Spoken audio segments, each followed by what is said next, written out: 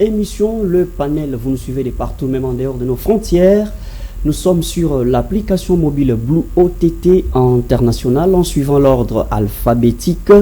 Retrouvez votre chaîne, la FM Télévision. Vous suivrez aussi facilement l'émission Le Panel. On va évaluer pourquoi ces silences de la part de la Senko, SCC et les autres plateformes religieuses qui était déterminé depuis l'entame de l'objectif qui est principal, atteindre les dialogues inclusifs qui va réunir les différentes forces vives, tant de la société civile que partis politiques. Mais là aussi, c'est comme si les discours lors du deuxième congrès de l'Union sacrée, le chef de l'État a manifesté sa volonté, à une seule condition, seule à son initiative, qu'on parlerait un jour du dialogue. Et pourquoi ces silences?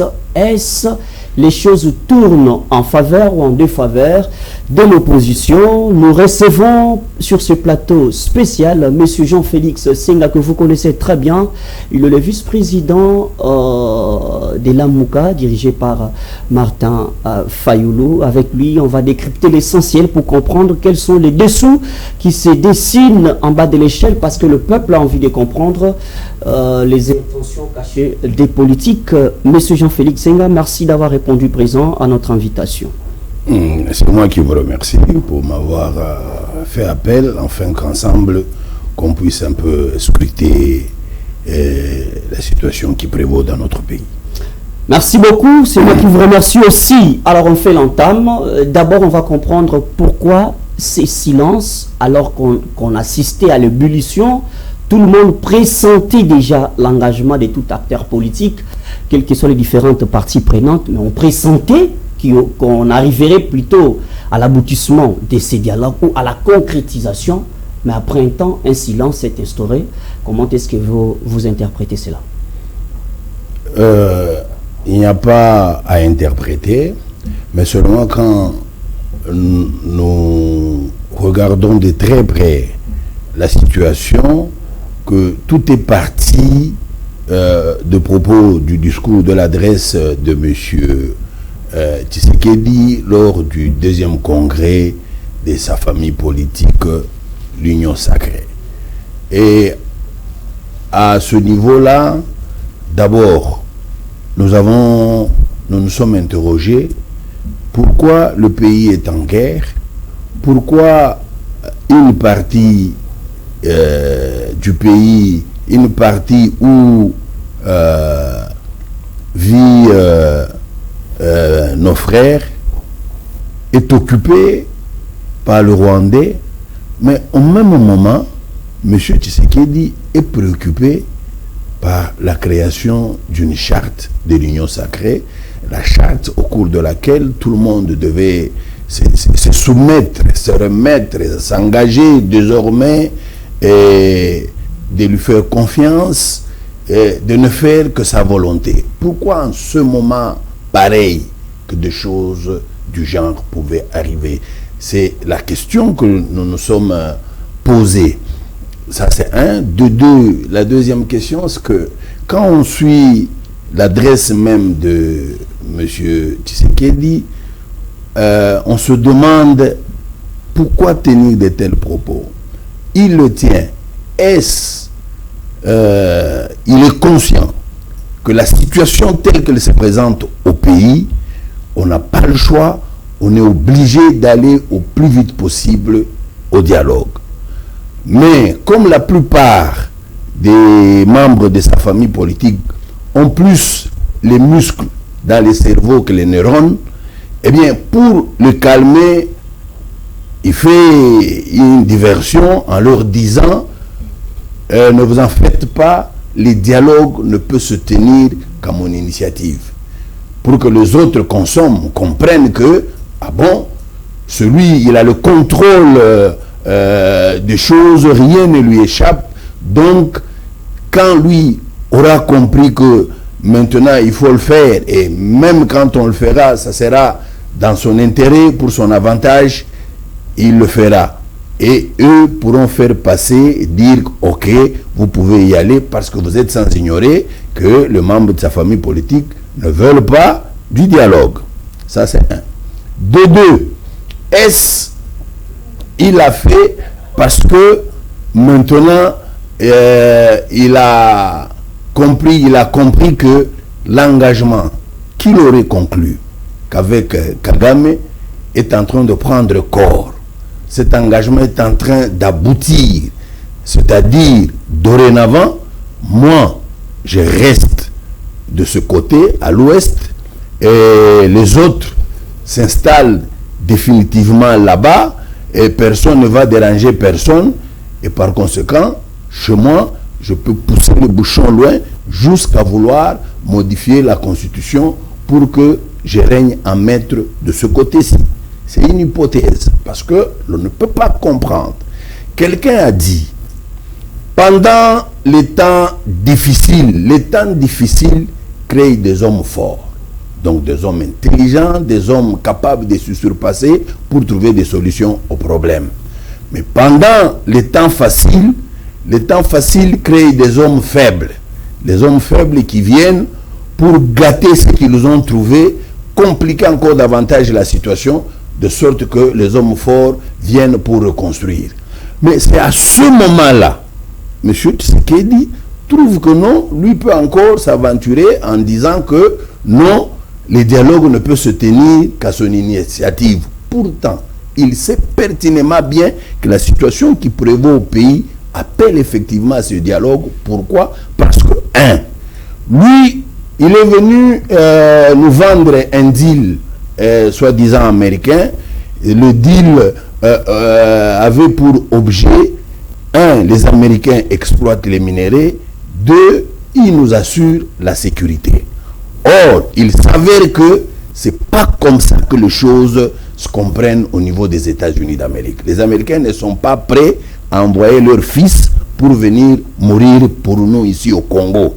Donc, s'il faut sécuriser le Congo, les frontières du Congo, les différentes provinces et les différents sites miniers, au départ, ça doit être l'œuvre des Congolais eux-mêmes. Or, il s'avère que le Congo n'a pas une armée capable de faire ce travail-là. Le Congo est incapable donc de s'assurer la sécurité. Tout ce que le Congo peut faire, c'est sous-traiter sa sécurité. Au moment où il est conscient qu'il est incapable, lui, parce que au même moment, vous vous rendez compte, quand nous ne faisons rien, nous tournons le pouce, nous sommes dans les politicailles, à ce moment-là, le Rwanda est en train de former encore des militaires. Le Rwanda est en train de s'armer davantage. Vous êtes sans ignorer combien le Qatar a dû envoyer l'équipement militaire au Rwanda. Donc le Rwanda est en train de se surarmer. Mais par contre, nous sommes en train de nous distraire en nous pataugeant dans la boue. C'est au même moment, vous trouvez les députés se lancer dans une distraction totale avec une pétition. Pourtant, toute l'attention des politiques congolais devait être dirigée vers comment trouver la solution aux problèmes qui se posent au pays, à la crise multiforme qui règne à maître au pays. C'est ce qui devait préoccuper les responsables. Mais malheureusement, nous avons des responsables dont le degré d'inconscience, il faut le dire, a atteint des niveaux très inquiétants. Voilà pourquoi nous disons, ce silence, ce n'est pas que nous sommes abattus, ce silence nous a renvoyé encore aux études, à la réflexion, pour trouver de voies et moyens comment ramener M. Tshisekedi au bon sens pour comprendre que ce qui devait nous importer, nous maintenant, c'est de sauver le pays. C'est de sauver le pays de la crise où, entre autres, lui-même a plongé le pays. Donc, il ne peut pas, en ce moment-là, se dérober, en ce moment-là, jouer à l'arrogant, parce que tout le monde se pose la question. M. Tshisekedi avait un langage ostentatoire à Kisangani, à Lubumbashi, partout. Qui peut m'empêcher, moi, de modifier la Constitution, moi, le garant de la nation? Eh bien, avec l'avènement du groupe Nanga, je crois que on l'avait muselé, il était incapable. Voilà pourquoi moi je pense, est-ce qu'ils ne se sont pas mis d'accord? Est-ce qu'ils ne se sont pas dit, vous occupez l'Est, vous me laissez tranquille, moi j'occupe l'Ouest et les autres parties du pays? Parce que ils ne se permettraient pas pareille attitude, ils n'afficheraient pas pareille arrogance du moment que celui qui est parmi les gens qui ont amené le pays au chaos. Donc il devait être beaucoup plus préoccupé pour savoir comment trouver la solution à ces chaos. Mais par contre, lui commence même davantage à énerver le peuple parce que lui, il est préoccupé à rester, à régner en maître ici, en voulant même modifier la Constitution. C'est là où le bas blesse. Très bien. Merci beaucoup, M. Jean-Félix Senga. Mais on va comprendre quelque chose parce que nous développons sur le silence. Tshisekedi a subi une pression pendant une période quelconque où on voyait les différentes plateformes se réunir, se motiver. Du camp de l'opposition, Martin Fayulu avec son discours. D'ailleurs, vous avez rencontré les chefs de l'État. On sentait des pressions de part et d'autre jusqu'à ce que les gens réfléchissent en disant que, ah bon, apparemment, Félix montre sa bonne foi d'aller au dialogue. On veut comprendre la faiblesse est à quel niveau. Est-ce que ce dialogue dépend de Félix? Ce dialogue dépend de l'opposition? Ce dialogue dépend des plateformes religieuses? Ou bien ce dialogue dépend de quelque chose autre qui échappe à la population? Parce que Tshisekedi est dans son temps. Il est en train de consommer son temps. Si vous le laissez dans son monde, il est capable de faire tout ce qu'il peut faire parce qu'il reste dans l'État. On fait comprendre la faiblesse est à quel niveau. Est-ce du côté de l'opposition, pouvoir? On ne parle pas de manœuvre, mais on va comprendre la faiblesse se situe à quel niveau afin qu'on puisse aujourd'hui assister à une consommation du silence qui s'implante petit à petit. Il faut l'avouer, la faiblesse est réellement là, mais elle est partagée. D'une part, je voudrais commencer par nous-mêmes, l'opposition. Vous constatez que dans l'opposition, on n'est pas... apparemment, on n'a pas la même vision des choses. Dans l'opposition, on passe plus le temps aux diatribes, on passe plus le temps à nous disputer, on passe plus le temps à vouloir tirer chacun les draps de son côté. Ça, c'est un fait réel. Et chacun voudrait que lui soit le centre de la terre, celui qui mène la barque. Et cela fait que nous accusions une certaine faiblesse au niveau de l'opposition pour agir sur M. Tshisekedi et son appareil de manière générale, d'une part. D'autre part, pour ce qui nous concerne, nous, le fait de l'avoir rencontré, lui avoir expliqué le bien fondé, les raisons fondamentales de l'organisation du dialogue et le fait que lui ait donné l'impression qu'il a compris et le fait que lui ait donné l'impression qu'il va se comporter en homme d'État, c'est-à-dire celui qui privilégie d'abord la nation, qui privilégie la République, a fait que nous dormions sur nos lauriers.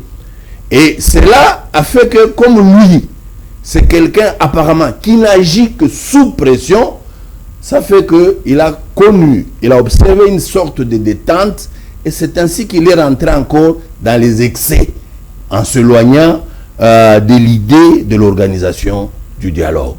Ça, ce sont les premiers éléments qui expliquent la faiblesse aujourd'hui qui permettent à la faiblesse qui permet à M. Tshisekedi de se comporter de la manière dont il se comporte. Autre chose, il est vrai, nous avions, pour ce qui concerne les confessions religieuses, nous avions la CENCO et les CC qui avaient fait dès le départ un travail de qualité qui nous permettrait d'avancer pour l'organisation du dialogue, mais il se fait que M. Tshisekedi avait peur de la CENCO et de l'ECC. Il pensait que les autres travaillaient pour être ses tombeurs. C'est ce que lui pensait. Se nourrissant de cette idée, il a dû faire appel à d'autres confessions religieuses pour qu'ils puissent rejoindre la Senko et l'ECC. Et ces autres confessions, il faut le dire, il faut mettre l'accent. Il est allé recruter ces gens. Il est allé recruter des courtisans. Il est allé recruter des gens qui, eux, ne réfléchissent pas, ne voient pas la République, ne voient pas la nation, mais qui voient qu'est-ce qu'ils peuvent gagner si jamais ils servaient M. Tshisekedi. Ils ont rendu public une feuille de route ensemble, la Senko, le CC et les autres plateformes religieuses. Ils ont rendu une feuille de route ensemble. Qui est connue. Pas d'inquiétude. Je le sais. Je le sais. Ils ont rendu une feuille de route. C'est parce que quand eux, ils sont venus avec leur manœuvre, leur façon de voir, ils ont rencontré des gens suffisamment outillés, des gens très intelligents, déjà investis dans le vouloir sauver la République. Et c'est ce qui a été la force de la Senko et de l'ECC. Et c'est ce qui a été effectivement également la faiblesse de ceux qui venaient avec leur idée de, à tout prix, ils ne venaient que pour parler Tshisekedi. Les dialogues n'avaient pas pour objet, n'a pas pour sujet que de parler de l'avenir, de parler de la situation de Tshisekedi. Les dialogues a pour objet de parler comment nous, fils du pays, nous devons nous coaliser, nous devons créer un front, nous devons créer une cohésion qui devait nous amener à tirer notre pays du gouffre, à sauver donc notre pays. C'est ça la préoccupation, c'est ça l'objet premier du dialogue. Mais quand les autres confessions religieuses venaient, ils ne venaient pas avec cette idée. Et ils venaient que la Senko et l'ECC, et ils sont là pour tenter de combattre notre pouvoir, de combattre le pouvoir de M. Tshisekedi.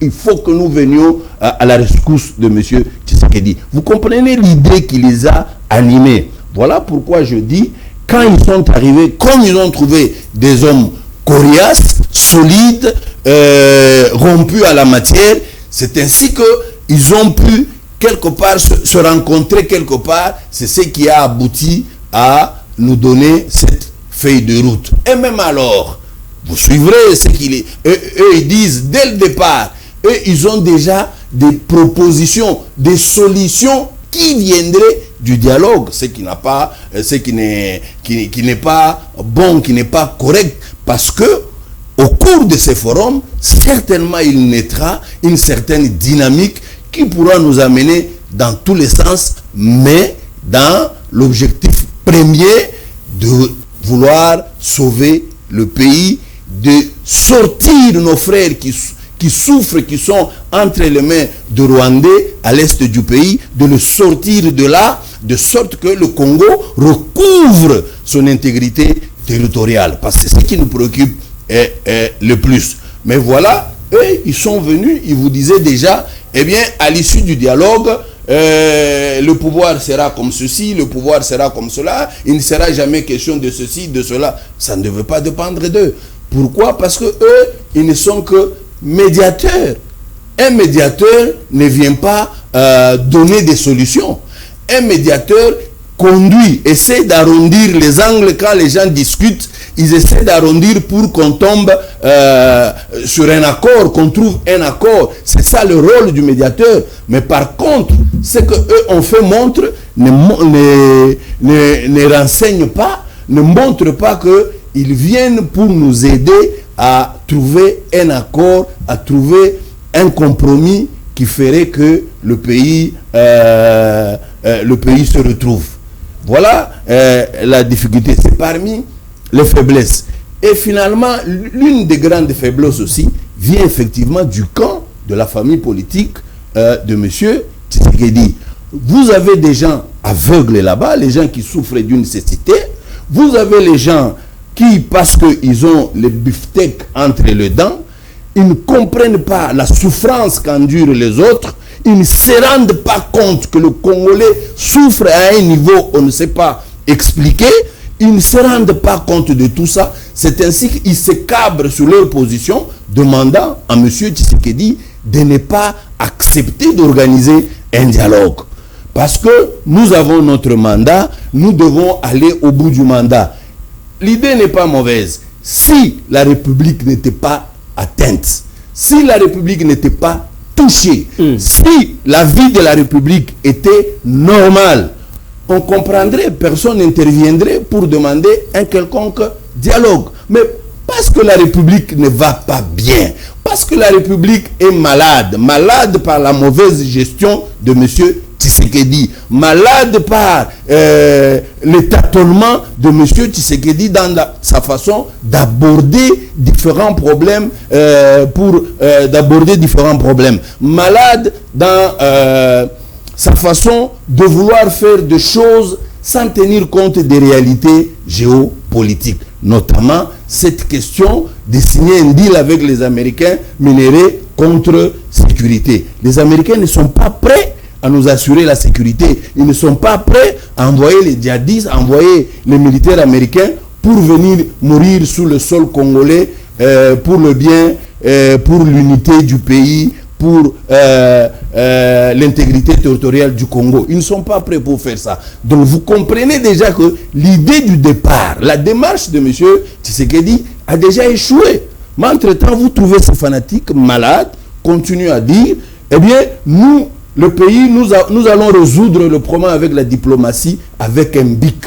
Avec un bic, nous allons sauver le pays. Ils ne se rendent pas compte que leur diplomatie est essoufflée. Ils ne se rendent pas compte que leur diplomatie est incapable d'apporter des solutions. Ils ne se rendent pas compte. Ce qu'il nous faut, c'est d'avoir une grande armée, une bonne armée. Maintenant, là, nous, on devait passer le temps à former des militaires.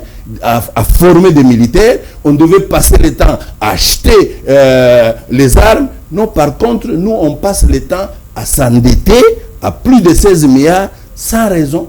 Sans raison. Alors, cet argent, on ne sait, il va où, il sert qui au Congo, il sert à quoi, on ne sait pas. Mais entre-temps, les gens sont distraits que non, on ne doit pas aller au dialogue. Le dialogue est salutaire. Le dialogue est la voie royale par laquelle nous devons passer, eh bien, pour résorber nos crises. Très bien.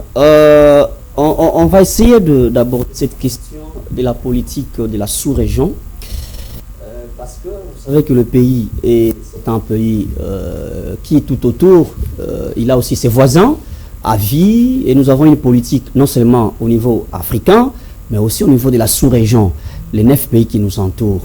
J'aimerais comprendre pourquoi l'opposition, si j'aimerais peut-être dire de l'opposition, je risque de restreindre ma pensée, pourquoi la classe politique, par rapport à ce que vous pensez, vous n'arrivez pas à convaincre la sous-région, dans sa politique, de comprendre quels sont les mécanismes à mettre en place pour que Tshisekedi ne puisse pas dribbler les cartes de certains, des uns ou des autres, et qu'il faut que la classe de l'opposition travaille en parallèle ou en étroite collaboration avec la sous-région.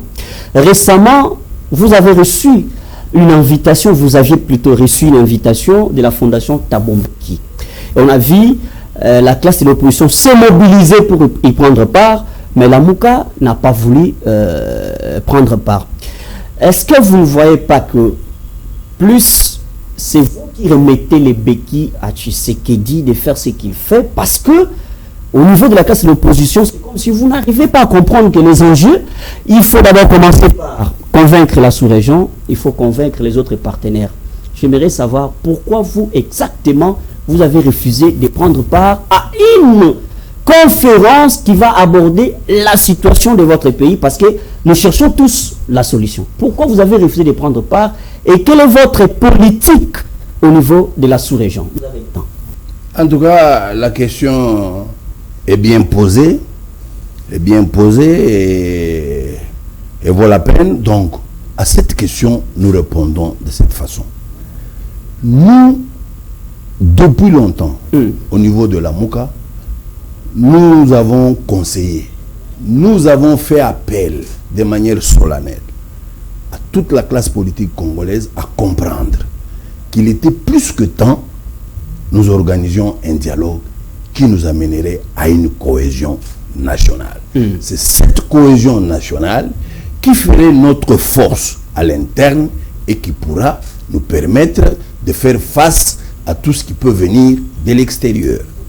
Ce n'est pas si à l'interne nous n'avons pas le même langage, nous ne nous comprenons pas, nous avons des perceptions différentes, nous saisissons les cas, nous les considérons différemment, que nous pouvons faire les plaidoyers au niveau de la sous-région comme vous le souhaitez. Voilà pourquoi nous aurions souhaité au niveau de la MOUCA qu'à l'interne, nous tissions ce que nous appelons la cohésion nationale, l'unité nationale, et quand nous aurons fait des discussions à l'interne, nous allons échanger, parce que nous arriverons à certains consensus sur plusieurs questions près. C'est ce consensus-là qui sera ce que la classe politique congolaise de manière générale ou la République devra vendre à l'extérieur, dans la sous-région, en Afrique et à l'international. C'est comme ça que, au niveau de la MOUCA, nous abordons la question. Nous avons toujours dit, nous la MOUCA, partout où on nous appellerait et que l'on devrait parler de la paix en ce qui concerne le Congo, nous serons les bienvenus. Pour le cas précis de la fondation Thabo Mbeki, il y a eu quelques écueils que les gens ne veulent pas scruter. D'abord, regardez la manière dont ils ont lancé les invitations. Je voudrais vous dire, officiellement d'abord, ils n'ont pas commencé par nous envoyer une invitation officielle. Ce sont des Congolais qui apprennent qu'ils se mijotent, qu'ils se préparent une conférence en Afrique du Sud, qui saisissent le président de la MOUCA pour lui dire, est-ce que vous êtes au courant qu'il se prépare une conférence? Il dit, non, je ne suis pas au courant. Il dit, voilà, il se prépare, on vous reviendra avec beaucoup de détails. Ils ont amené ces détails. Je ne sais pas si eux avaient parlé finalement aux membres de la fondation Thabo Mbeki, c'est alors qu'ils se rappelleront, non, il faut qu'ils envoient l'invitation à Martin Fayulu. Ils envoient une invitation et un livret de 27 pages, je crois, qui reprenait ce qui était censé se dire en Afrique du Sud. Quand vous feuilletez ces livrets-là, plus de 25 pages, on parle de choses qui n'ont rien à voir avec la conférence. C'est qu'une seule page où on revient sur ce qui devait se passer à la conférence. Ça nous a intrigués, nous, la MOUCA. Nous n'avons pas compris. Nous nous sommes dit, est-ce que il ne risque pas de se répéter ce qui s'était passé en 2023? Vous vous souviendrez, en 2023, en octobre, on nous a invités en Afrique du Sud, comme tous les autres membres de la classe politique, de l'opposition plus particulièrement. On nous a invités, la délégation de la MOUCA s'est rendue là-bas avec la thématique qui était déjà donnée, qu'on était en train de réfléchir sur comment renforcer la démocratie en temps électoral, en période électorale. Donc nous partions avec cette thématique. Quand nous sommes arrivés sur le terrain, on a trouvé autre chose. On a commencé à nous dire qu'il fallait définir les critères pour un candidat commun et nous devons désigner les candidats communs. Nous ne partions pas pour ça. Nous partions pour autre chose. Nous nous sommes dit, est-ce que ce n'est pas la même chose qui va se répéter? Parce que dès le départ, ce qu'on nous envoie comme document de travail ne correspond pas avec la thématique. Vous comprenez? C'est ce qui a fait que nous doutions, nous prenions distance. Et puis, vous comprendrez que là-bas, on a essayé d'émietter la classe politique. Et on a invité certains politiciens qui, il faut l'avouer, tous ont l'acquaintance avec Moïse Katumbi. Tous sont des Katumbistes, sont des gens de Katumbi. Donc, vous comprendrez qu'on a invité plus des Katumbistes que nous, parce que nous, on a invité que Martin Fayulu qui devait se faire accompagner par une seule personne. Martin a réagi en disant non, moi je dois me faire accompagner des 5 membres de la MOUCA.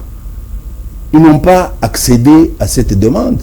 Vous comprenez, toutes les raisons ont fait que, eh bien, c'était apparemment une messe qui était préparée là-bas. Nous n'avons pas trouvé l'opportunité de nous y rendre. Et même alors, les autres là, Kabila, Katumbi, eux-mêmes étaient là. Mais pourquoi on aurait voulu que Martin Fayulu soit là, Kabila, Katumbi, eux-mêmes ne soient pas là? Alors, donc on voulait mettre Martin Fayoulou en face de Moukebaï, non, en face on veut sentir aussi qu'il y a de Franck Diongo ou en face de Wemba. Il y avait question de poids politique là-bas. Oui, poids politique. Aujourd'hui, quand vous regardez exactement tel que les choses se dessinent au Congo, nous avons 3 grands courants politiques. 3 grands courants politiques qui sont nets. Le 4e peut-être, ça sera la société civile. Vous avez Tshisekedi, sa famille politique et ses alliés. En première position. Vous avez, non, pas en première position. Ce n'est pas question de hiérarchie. Voilà. Non. Moi, je crois que l'éducation que j'ai reçue, quand je parle de gens, je parle de moi-même en dernier lieu. Je ne commence pas par moi-même. Voilà pourquoi je ne commence pas par la Mouka. Voilà pourquoi je ne commence pas par le président Martin Fayoulou.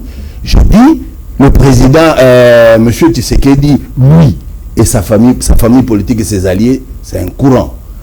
Monsieur l'ancien président de la République, Joseph Kabila, sa famille politique et tous ses alliés, 2e courant. Monsieur Martin Fayoulou, avec sa famille politique et tous ses alliés, c'est un 3e courant. Ce sont ces 3 grands courants, ajoutés à cela, la société civile, qui peuvent constituer... et les autres là, ils se créent et même par force. Non, qui se créent par force, parce que tout le monde a une tendance, tout le monde a un côté. Pourquoi on veut faire semblant? Pourquoi on veut faire semblant? Bon. Quand vous parlez des autres, vous parlez de qui précisément? On dit, mais tel, mais il est avec tel leader, tel, il est avec tel leader. Ça suffit? Très bien. On ne va pas rester dans cette polémique. Nous revenons au discours lors du 2e congrès de l'Union sacrée. Quand vous suivez les présidents Tshisekedi dire qu'il peut dialoguer, mais pas avec les Congolais inféodés aux étrangers, dans votre politique, dans la manière de voir les choses se dessiner, on ne voit pas Tshisekedi être prêt sur la même table avec Nanga et les autres. Bien que les signaux se justifient sur les pourparlers des Doha et les autres processus, mais Tshisekedi, quand il dit pas avec les Congolais inféodés aux étrangers, est-ce qu'on peut parler d'un dialogue sans Nanga, sans Kabila? Cette question vaut la peine. C'est une distraction, c'est une manœuvre dilatoire de la part de M. Tshisekedi de dire sans se gêner qu'il ne peut pas négocier sans les Congolais inféodés. Pourquoi? Parce que il négocie avec ces Congolais inféodés à Doha. De qui se moque-t-il? Il va tromper qui? Il se trompe lui-même, il se distrait lui-même. Nous savons qu'il est en train de jouer au malin. C'est de la ruse de mauvais goût. De dire, je ne peux pas négocier. Ça, il le dit, ça à l'intention de ces fanatiques qui ne comprennent pas ce qui se passe. Les Congolais inféodés dont il parle, qu'on ne se mettrait pas autour de la même table avec eux lors du dialogue. Il dit les Nanga et consorts. Mais il négocie avec Nanga Doha. Alors qu'est-ce qui a changé? Qu'est-ce qui a changé entre nous? Et puis pourquoi vous les journalistes, vous continuez à piloguer sur ça? Quelqu'un est en train de se distraire lui-même, de se mentir lui-même, et vous prenez ce mensonge, vous voulez le vendre comme s'il disait des choses sérieuses. C'est de la distraction. Le chef de l'État fait la distraction de mauvais goût. Il se distrait parce qu'il négocie. Aujourd'hui, il a même accepté à Doha de libérer les prisonniers, ce qu'il refusait. C'est un mécanisme qui n'est pas encore mis en place. C'est un mécanisme qui n'est pas mis en place, mais c'est là où nous allons, c'est là où nous tendons. C'est là où nous tendons. C'est dire, ce qui était un verrou hier, aujourd'hui ce verrou a sauté. Et ce verrou a sauté face à qui? Face aux Congolais soi-disant inféodés. Mais là, de quoi nous parlons? De quoi nous parlons? Il ne faudrait pas que vous, de la presse, vous preniez ce mensonge-là, vous teniez à le répandre à travers le pays, à démoraliser les gens, à faire croire que M. Tshisekedi a dit quelque chose de sérieux. Non, il n'a pas dit quelque chose de sérieux. Il est en train de se distraire parce qu'il est déjà en négociation avec le soi-disant Congolais inféodés.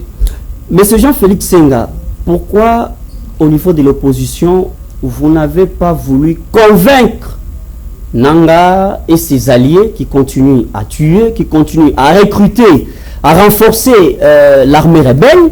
Pourquoi vous n'arrivez pas à convaincre Nanga qui, en fait, pour que vous puissiez aussi convaincre Tshisekedi, vous pouvez d'abord faire taire les armes, parce que nous devons quand même aussi nous réunir pour que les gens aussi, même les partenaires qui ont besoin de vous accompagner, doivent aussi comprendre qu'à l'interne, au niveau de l'opposition, vous avez aussi ces sens de collaboration entre vous et ça expliquerait la bonne volonté. Mais vous laissez Nanga. Bon, je ne vais pas citer Kabila.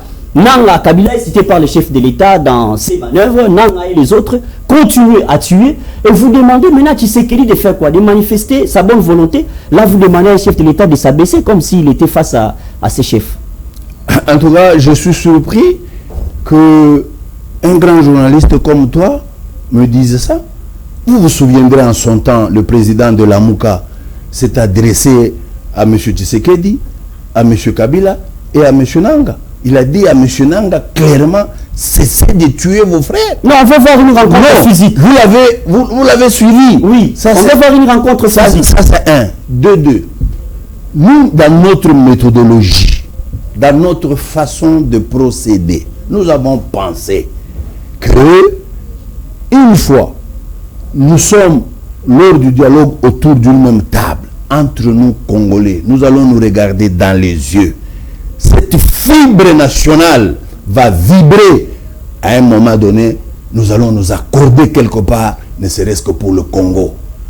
Ce monsieur Tshisekedi qui éloigne cette opportunité, ce monsieur Tshisekedi en tergiversant, il éloigne l'opportunité. Nous aurions voulu, c'est pourquoi nous disons le dialogue doit concerner tous les Congolais. Entre-temps, ils renforcent l'armée rebelle. Les rebelles se renforcent entre eux, ils continuent à conquérir les territoires. Mais comment moi, ce qui me dépasse, c'est que vous obligez à Tshisekedi de manifester sa volonté, mais en même temps, vous manifestez aussi la volonté de continuer à tuer les Congolais. Alors, de quel camp on va condamner? Non, nous manifestons aucune volonté de tuer les Congolais. Non, je ne parle pas de vous. C'est ce que vous avez dit. Je parle de vos intentions à convaincre les rebelles qui continuent à tuer. D'abord, aujourd'hui, qui a l'impérium? Pourquoi vous voulez changer les choses? Pourquoi vous voudriez que le président Martin Fayulu fasse des choses que M. Tshisekedi ferait? Pourquoi? Dites-nous clairement que vous avez compris que M. Tshisekedi n'est pas à mesure. Il va falloir que nous allions vite dans le dialogue pour que nous organisions les élections le plus tôt en 2028. Que M. Tshisekedi se retire parce qu'il a démontré ses limites. Si c'est ce que vous voulez annoncer à la face de tout le monde, nous sommes d'accord. Vous n'allez pas demander au président Martin Fayulu de jouer le rôle que M. Tshisekedi est censé jouer, parce que celui qui joue mal le jeu, celui qui a été voir le président angolais, moi je ne négocierai jamais avec ces gens-là. Jamais on se mettra autour du même table. Celui qu'au ciel, je pourrais la politique est dynamique, M. Jean-Félix Senghor. Parce que vous pouvez retirer une parole. Nous devons avoir des hommes qui savent que la politique est dynamique, de ne pas faire n'importe quelle déclaration de peur que ça vous rattrape demain. C'est ça un politicien averti. Vous n'allez pas dire celui-là est grand. Chaque fois qu'il dit des choses, demain ça le rattrape. Sa turpitude le rattrape. Et vous dites en quoi vous voyez sa grandeur. Donc vous devez comme n'inversez pas le rôle. Ne demandez pas au président Martin Fayulu de jouer le rôle que M. Tshisekedi jouerait. M. Martin Fayulu joue très bien sa partition. Jusque-là, quand il prend parole, il ne s'adresse pas qu'à M. Tshisekedi. Il s'adresse et à M. Kabila, et à M. Nanga, et à tous les autres Congolais de bonne volonté qui doivent conjuguer les efforts pour qu'on en arrive au dialogue, que de suivre les chantres, de l'Union sacrée, qui ne comprennent pas les enjeux, qui ne comprennent pas que le pays est en train de râler très bas. Il faut qu'on le sorte de là. Très bien. Alors, on va faire un point de shit. Monsieur Jean-Félix Senghor, peut-être ce sera les tout derniers mots, mais ça va se suivre avec une question d'actualité sur les plans géopolitiques, sur les plans peut-être divers plans. Aujourd'hui, Kamere est sur une chaise éjectable. On veut son départ. Il est reproché de plusieurs griefs officiels et non officiels parce qu'il y a des dessous qui se jouent. Est-ce que quand vous regardez avec ce qui se passe à l'Assemblée nationale, vous pouvez mettre un avis ou bien vous pensez qu'on peut relativiser parce que la loi reste la loi? Oui, nous pouvons toujours trouver à dire. C'est le cas aujourd'hui. Nous voulons faire constater à toute la population congolaise, à tout notre peuple, que nous avons là, au Parlement, des irresponsables, des inconscients. Au lieu de voir la situation qui prévaut au pays, au lieu de voir combien les gens sont devenus esclaves dans leur propre pays, au sud, nord Kivu, à Bunagana, partout là-bas, au lieu de voir combien Adnado Funalou, qui sont des Ougandais, des gens de Museveni, que le pouvoir en place protège, parce qu'ils n'osent pas citer les Ougandais, ils sont soutenus même par l'armée ougandaise pour décapiter l'État des Congolais tel qu'on l'a fait.